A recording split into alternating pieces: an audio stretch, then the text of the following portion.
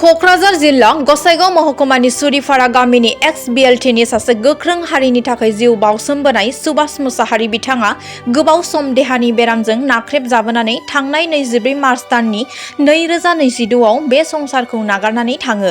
दिनै एक्स-बिएलटि सुभाष मुसाहारि बिथांनिनो आंगो गामि सुरिफारायाव सारादु खुंनाय जायो। बे सारादुआव 5 नं सराइबिल बियाबनि इएम मृत्युंजय नार्जारी, गसाइगाव जिल्ला बिपिएफ दोलोनि नेहाथारि बिल्ला कुमार ब्रह्म, एक्स-बिएलटि वेलफेयार ससाइटिनि मावथि हानजा आरो ओनसोलनि गोबां रायजो राजाफोरा नुजाथि फैनानै गोब्राब बेरामिजों नाख्रेबजानानै जिउ गोमानाय सुभाष मुसाहारि बिथांनि सावगारियाव बिबार बावनानै आनान गसाइनाव आरज गाबो। एक्स-बिएलटि वेलफेयार ससाइटिनि नेहाथारिया जोंनि खौरां बिजोङाव मा फोरमायदों फै जों खोनासंनि। बे समाव बयनोबो आंनि अननाय आरो सिबिनाय जासिग्रोबाय आरो बिथां सुभाष मुसाहारिनि जिउमाया जाहाथे खोब मोनसे सोरगोआव आलो गोजोननि जायगा मोनहैयो। सुभाष मुसाहारिया दानिल' वार्कार नङा, बिएफनि समावबो बिथाङा खोब सासे एक्टिभ वार्कारमोन। बेनि उनाव जेला जोङो बिएलटिखौ दाबाय अब्ला बिथाङा खोब सासे एक्टिभ रल लादोंमोन। बे सराइबिल ओनसोलाव बिथाङा खोब आखा फाखा आरो खोब साहसि।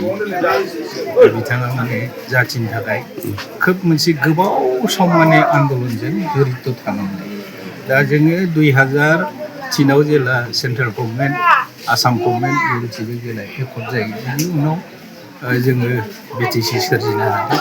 बिथांनिबो खोब मोनसे बिहोमा दङ। दा बिथाङा गावनि देहाया खोब गोबावनिफ्रायनो मोनसे नोरजिया जानानै थादों। दा खोब सेस्था खालामदोंमोन बिथांखौ एक्स-बिएलटिनिफ्रायबो आरो नैबे गसाइगाव डिस्ट्रिक्ट एक्स-बिएलटिफ्राबो खोब मोनसे सहाय होदोंमोन। अब्लाबो बिथाङा बे समसिमल' खोमा थांनाय मार्चनि 24 तारिखआव बिथाङा रुंसारि जाबाय आरो दिनैहाय बिथांनिनो जोबथा मोनसे सारादु।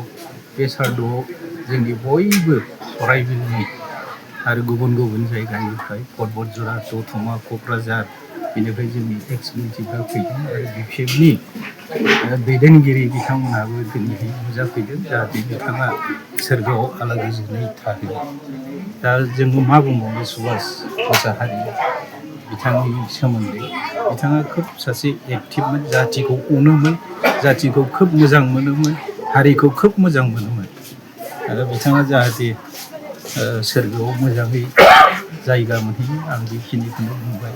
बे दुखुनि समाव मा बुंनो, जाहाथे बिथाङा सोरगोआव मोजाङै थाहैयो आं बेखिनिखौनो आरज गाबो। बेखौथ' जोंनि सराइबिलनि मानगोनां इएम मृत्युंजय नार्जारिया बेखौ एसे बुंदों आरो हानायमानियाव जोंबो बयबो बिपिएफनिफ्रायबो एक्स-बिएलटिनिफ्रायबो मा हायो जों बेखौ इयुनाव सावरायलायनानै खालामनायखौ जों नाजागोन। दा बिथांनि न'खराव साबसे थालांदों होननानै मिथिगौ?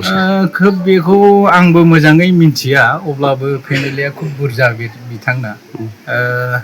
गसाइगावआव खावसे थायो, बेनिफ्राय नैबेयाव थायो।